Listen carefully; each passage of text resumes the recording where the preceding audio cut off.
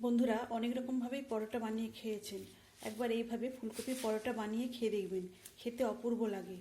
আর এই ফুলকপির পরোটা আপনারা যে কোনো নিরামিষ দিনে বানিয়ে নিতে পারেন, দেখবেন সবারই ভীষণ ভালো লাগবে।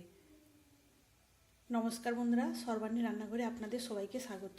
বন্ধুরা, আজকে আমি আপনাদের সঙ্গে শেয়ার করব কিভাবে এই ফুলকপির পরোটা তৈরি করবেন তার রেসিপি।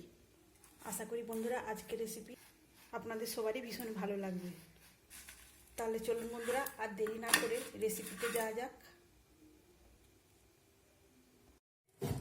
ফুলকপির পরোটা তৈরি করার জন্য একটা বড় ফুলকপি থেকে আমি কয়েক টুকরো ফুল এখানে ছাড়িয়ে নিয়েছি।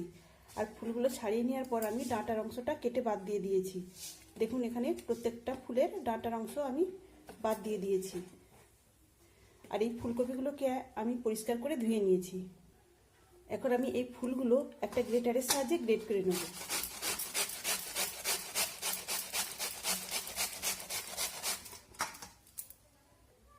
তো দেখুন বন্ধুরা, এখানে কিছুটা এখনো ডাঁটার অংশ রয়েছে, এটা আমি আর গ্রেট করব না।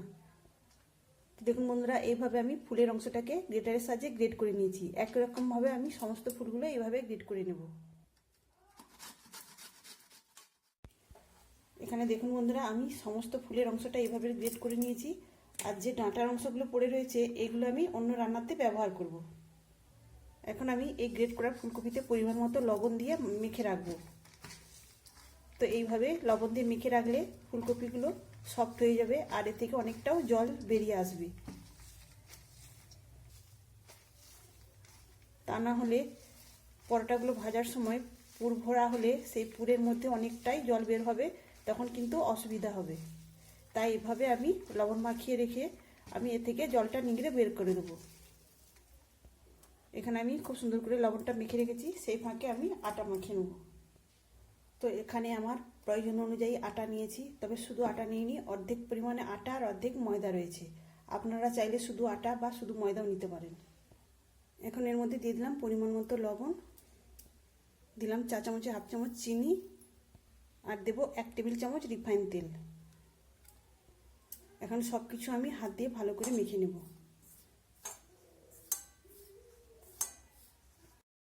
এখানে আমি সব কিছু উপকরণ শুকনো অবস্থায় হাত দিয়ে ভালো করে মিশিয়ে নিয়েছি। এখন আমি জল দিয়ে মেখে নেব। এখানে আমি অল্প অল্প জল দিয়ে আটা ময়দাটা মেখে নেব।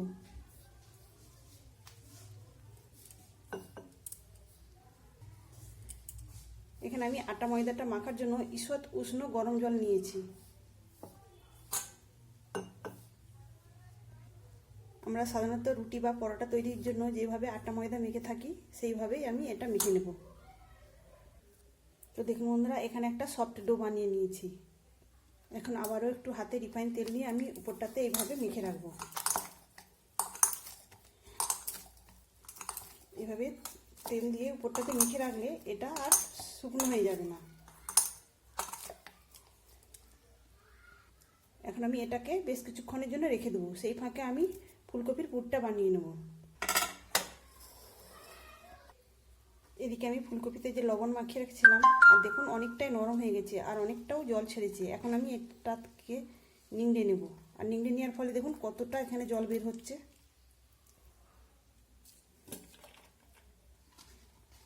তো এইভাবে আমি সমস্ত ফুলকপি থেকে জলটা নিংড়ে বার করে দেব।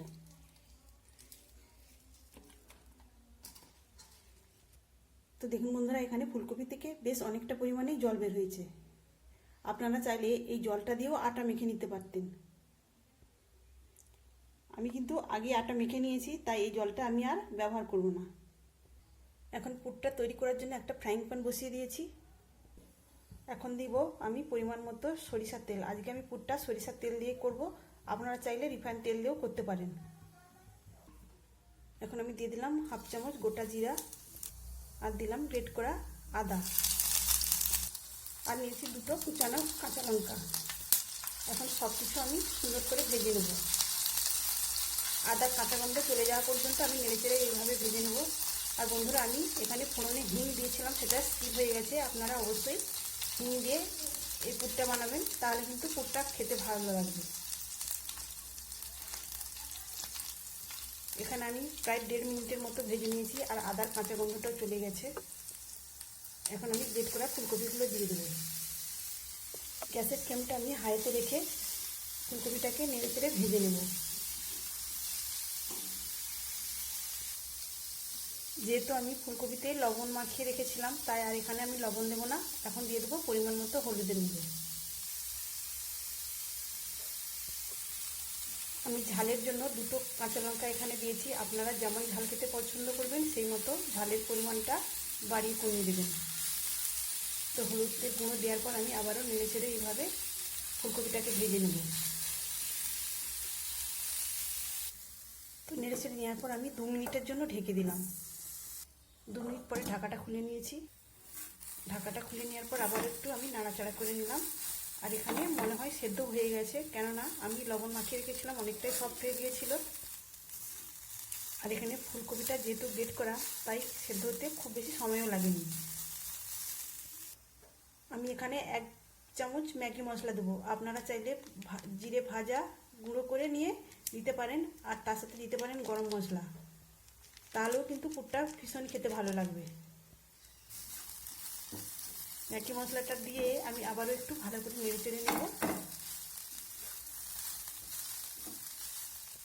সব শেষে ধনেপাতা কুচোনাটা দিয়ে আমি মিশিয়ে নেব। মিশিয়ে নিলে আমার পুরটা রেডি হয়ে যাবে।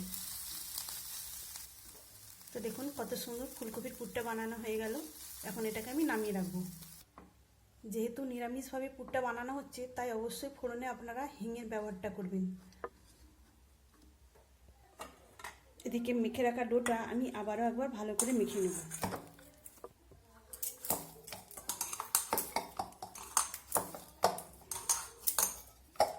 তো বন্ধুরা, আপনারা নিরামিষ দিনে এইভাবে ফুলকপির পরোটা বানিয়ে খেতে পারেন। খেতে কিন্তু অপূর্ব লাগবে।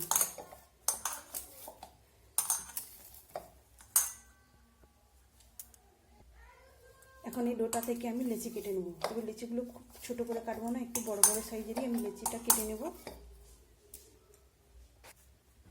বড় বড় সাইজের এখানে আমি সবকটা লেচি কেটে নিয়েছি। সবকটা লেচি গোল করে নিয়েছি। এখন এই লেচিগুলোতে আমি পুর ভরে নেব। তো একটা লেচি নিয়েছি, এখন এটাকে বাটির মতো করে তৈরি করে নেব।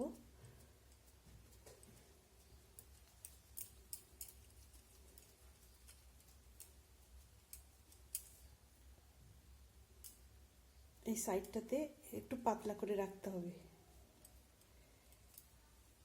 তো এইভাবে একটা বাটি তৈরি করে নিয়েছি। এখন পুরটা ভরে নেব।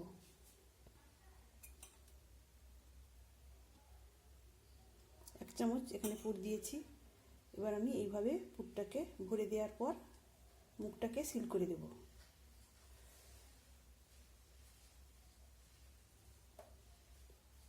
তো বন্ধুরা, দেখতেই পাচ্ছেন আমি কিভাবে মুখটাকে সিল করছি।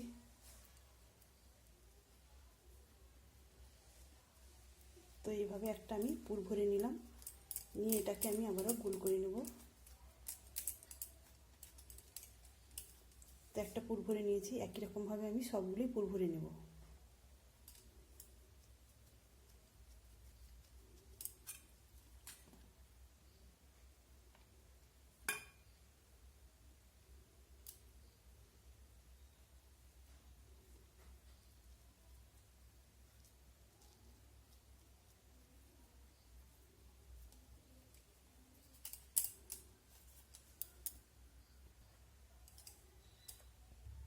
এখানে আমি বেশ কিছু পরোটার জন্য পুর ভরে নিয়েছি। এখন এগুলোকে আমি বেলে নেব। পরোটা বেলে নেওয়ার জন্য একটা আমি লেচি নিয়েছি, আর সামান্য আমি ময়দা ছড়িয়ে দিয়েছি। এখন এটাকে আমি হালকা হাতে বেলে নেব। খুব বেশি চাপ দিয়ে বেলা যাবে না, তাহলে কিন্তু পুরটা বেরিয়ে আসবে। তাই হালকা হাতেই এই পরোটাগুলো বেলে নিতে হবে। তবে পরোটাগুলো একটু মোটাভাবেই বেলে নিতে হবে, খুব পাতলা করা যাবে না। তো দেখুন বন্ধুরা, এইভাবে আমি একটা মোটা সাইজের পরোটা বেলে নিয়েছি। এখন আমি এই পরোটাটা ভেজে নেব। পরোটা ভাজার জন্য এখানে একটা ফ্রাইং প্যান বসিয়ে দিয়েছি। ফ্রাইং প্যানটা গরম হয়ে গেছে। একটা পরোটা আমি দিয়ে দিলাম ভাজার জন্য। প্রথমে শুকনো অবস্থায় আমি এপিট ওপিট সেঁকে নেব।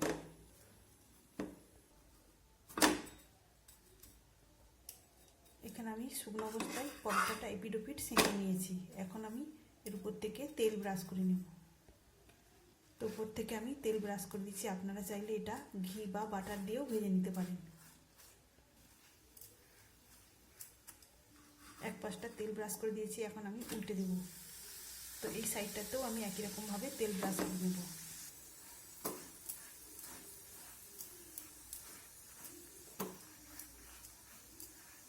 তো এই পাশটাতেও আমি ভালো করে তেলটা ব্রাশ করে নিয়েছি। এখন আমি দুপাশটা একটু লাল লাল করে ভেজে নেব। বন্ধুরা, আপনারা অনেক রকমভাবেই পরোটা ভেজে খেয়েছেন, একবার এইভাবে ফুলকপি দিয়ে পরোটা ভাজে সবাইকে খাওয়াবেন, দেখবেন সবার ভীষণ ভালো লাগবে। তো দেখুন বন্ধুরা, কত সুন্দরভাবে আমার একটা পরোটা ভাজা হয়ে গেছে, আর দেখতেও কতটা সুন্দর লাগছে। একই রকমভাবে আমি বাকি পরোটাগুলোও ভেজে নেব। দেখুন বন্ধুরা, এখানে পরোটাগুলো কতটা ফুলে উঠেছে। এইভাবে পরোটা ভেজে আপনারা সকালের ব্রেকফাস্টে কিংবা রাতে ডিনারেও বানিয়ে নিতে পারেন, আবার বাচ্চার বা অফিস টিফিনেও দিতে পারেন। খেতে ভীষণই মজার হবে এই পরোটা। খাওয়ার জন্য টক দই কিংবা অন্য যে কোনো চাটনির সঙ্গেও আপনারা পরিবেশন করতে পারেন। তাছাড়া এই পরোটা এমনিও খেতে ভীষণই ভালো লাগবে। আমি এখানে একে একে সব পরোটাগুলোই ভেজে নিয়েছি। তাহলে বন্ধুরা, আপনারা অবশ্যই একবার এভাবে পরোটা ভাজবেন, আর খেয়ে কেমন হয়েছে আমাকে কমেন্ট করে জানাতে ভুলবেন না। কতটা নরম হয়েছে দেখুন, আর ভেতরটাতেও কত সুন্দরভাবে পুরটা চাড়িয়ে গেছে। তাহলে বন্ধুরা, আজকের মতো আসি। সবাই ভালো থাকবেন, সুস্থ থাকবেন। ধন্যবাদ।